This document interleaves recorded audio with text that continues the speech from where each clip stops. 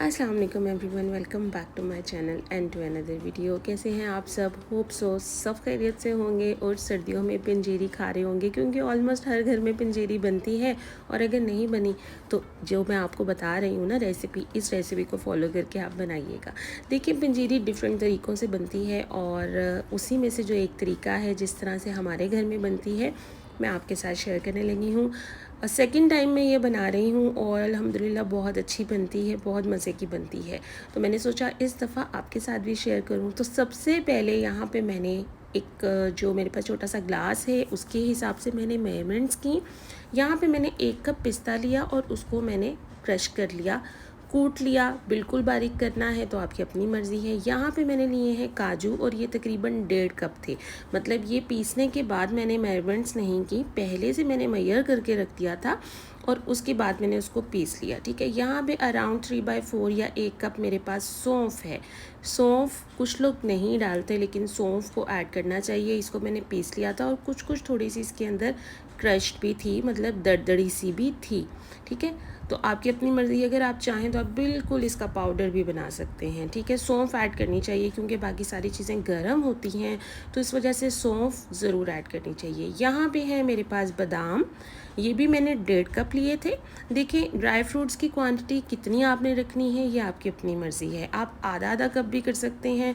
लेकिन बेसिकली ये सब इन्हीं चीज़ों से बनती है पंजीरी, तो आपको ये सब चीज़ें ज़्यादा ही डालनी पड़ेंगी।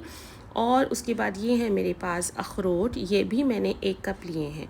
और इसको बहुत ज़्यादा मिक्स नहीं करते, ये बहुत जल्दी हो जाते हैं, like with in 10 to 15 seconds के अंदर ये क्रश हो जाते हैं, ये इनका पाउडर बन जाता है, तो उससे ज़्यादा इसको करने की ज़रूरत नहीं है। उसके बाद यहाँ पे आ जाता है कोकोनट, डेजिग्नेटेड कोकोनट है ये मेरे पास, कोकोनट का पाउडर है, ये ज़रूर ऐड कीजिएगा, ये बहुत अच्छा है, इसका मज़ा भी बहुत आता है। और उसके बाद जो जिसके अंदर ये सब बनना है वो है देसी घी। देसी घी आपके पास ज़्यादा सा होना चाहिए।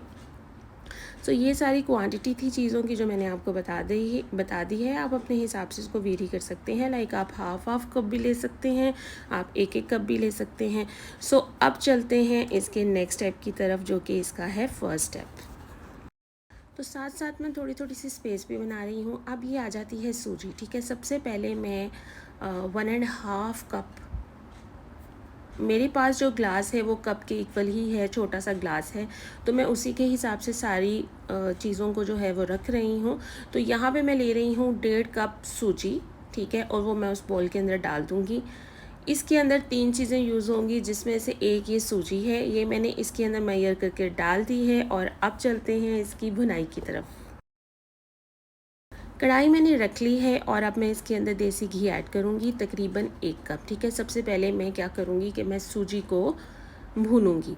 तकरीबन 1 कप इसके अंदर देसी घी आसानी से चला जाता है। और देसी घी डालने में कंजूसी नहीं करनी, दिल खोल के देसी घी डालना है। आपने कौन सा एक साथ सारा खा लेना है, लेकिन इतना ज़्यादा भी नहीं। कुछ लोग पंजीरी में बहुत ज़्यादा डालते हैं कि वो नज़र आ रहा होता है, नहीं, जितनी क्वांटिटी मैं आपको बता रही हूँ उस हिसाब से ऐसा नहीं होगा कि आपको देसी घी नज़र आ रहा होगा।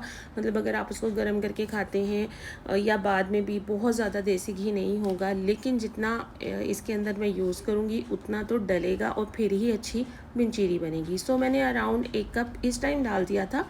और बाद में अगर मुझे फ़ील होगा कि मैंने और डालना है, क्योंकि भुनाई के वक्त एकदम से जो सूजी है वो ड्राई लगना शुरू हो जाती है, तो अगर वो ड्राई लगेगी तो वो अच्छी तरह से उसकी भुनाई नहीं होगी।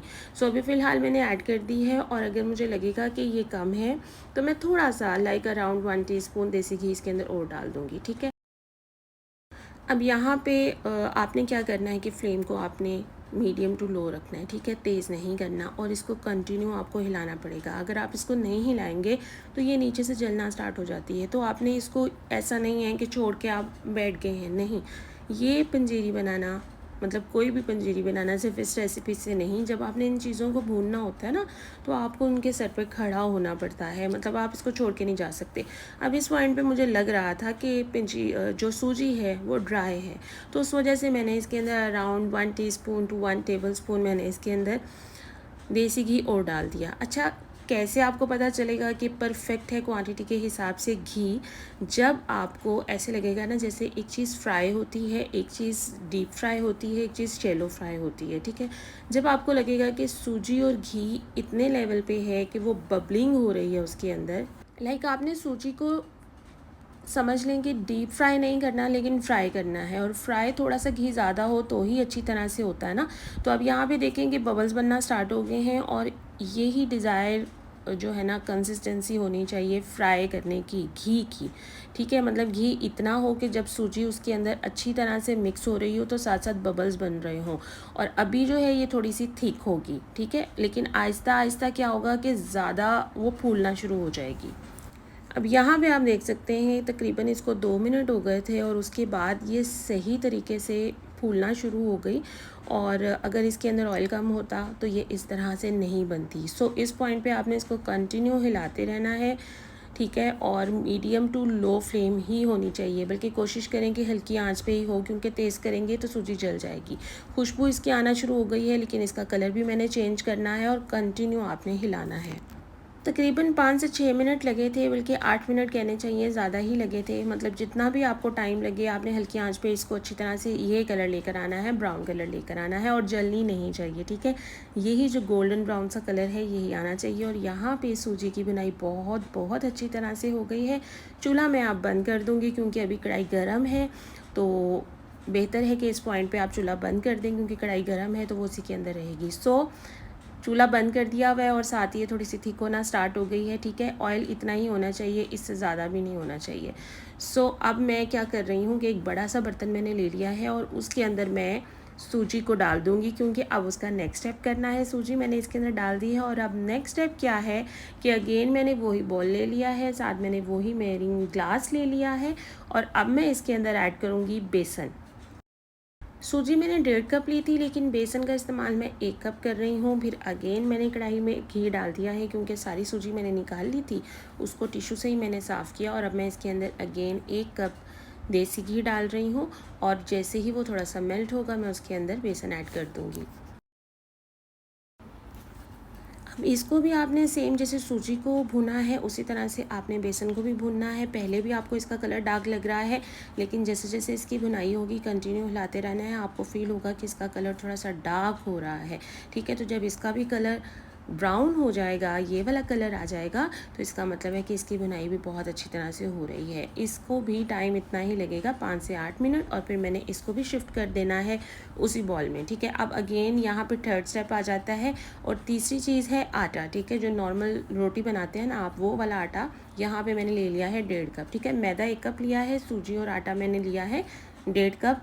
अब इसकी बुनाई करनी है। जो हमने बेसन लिया था उसकी भी मैंने अच्छी तरह से, जब खुशबू आना शुरू हो गई, उसका कलर चेंज हो गया, उसकी बुनाई बहुत अच्छी तरह से हो गई, तो मैंने उसको भी इसी बॉल के अंदर, जो बड़ा सा मैंने बर्तन लिया हुआ है, परात है ये, इसी के अंदर मैंने बेसन भी डाल दिया और साथ ही उसको मैंने मिक्स भी कर दिया, ठीक है? जिस दिन आपने पंजेरी बनानी है ना, उस दिन आपने कोई भी काम नहीं करना, क्योंकि इसमें बहुत मेहनत दरकार है, और अगर आप ये काम कर लेना तो फिर आपको कोई और काम करने की हिम्मत ही नहीं रहती है।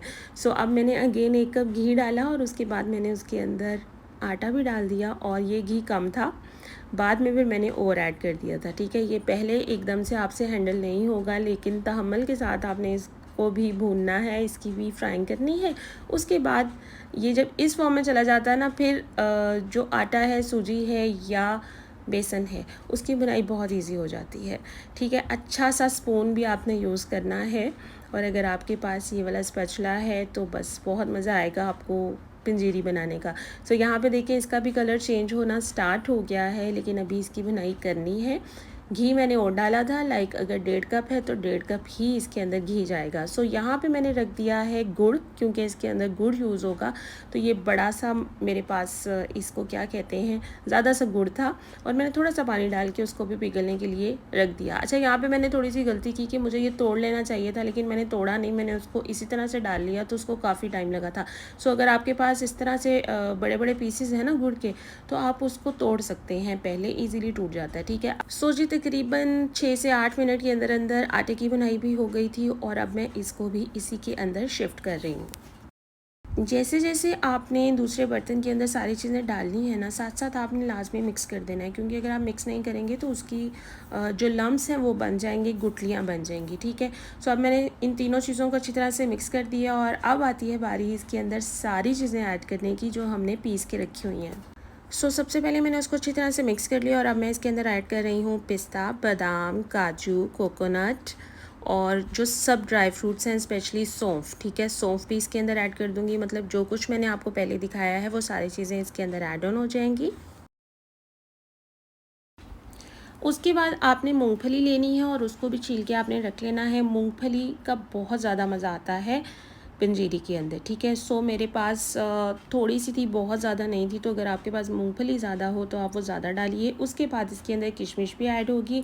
किशमिश को भी मैंने साफ़ करके, धोना नहीं है, साफ़ करके उसके बाद टिश्यू से अच्छी तरह से मैंने मल लिया था और अब मैं सारी चीज़ों को मिक्स कर रही हूँ। और जो गुड़ का शीरा बन रहा था वो भी ऑलमोस्ट रेडी है। इस पॉइंट पे सारी चीज़ें गर्म बहुत होती हैं, लेकिन जो अच्छी मिक्सिंग है ना वो हाथ के साथ ही होती है, क्योंकि अगर आप खाली चम्मच से करेंगे ना तो उसके अंदर लम्स रहेंगे, मतलब गुठलियाँ रहेंगी बेसन की, आटे की और सूजी की अलग अलग से। यहाँ पे गुड़ बहुत अच्छी तरह से मेल्ट हो गया है। तकरीबन 3 to 4 टेबलस्पून पानी इसके अंदर यूज़ हो गया था इसको मेल्ट करने के लिए।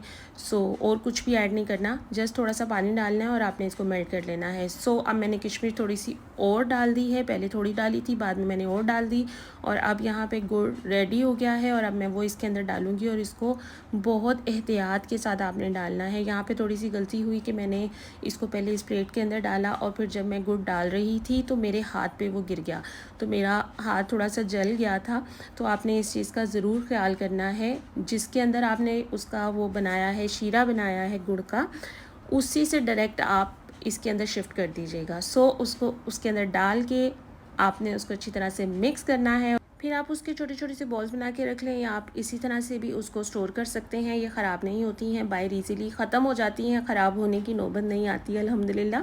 और ये ज़बरदस्त किस्म की पंजीरी रेडी है और ये मेरे स्टाइल से है। अगर आपको लगे कि इसके अंदर नहीं ये चीज़ भी ऐड होती है, ये तो मैंने डाली नहीं, तो कोई बात नहीं, आप वो भी ऐड कर लीजिएगा। बाकी आप इसको फॉलो कर लीजिएगा, इंशाल्लाह आपकी पंजीरी बहुत अच्छी बनेगी।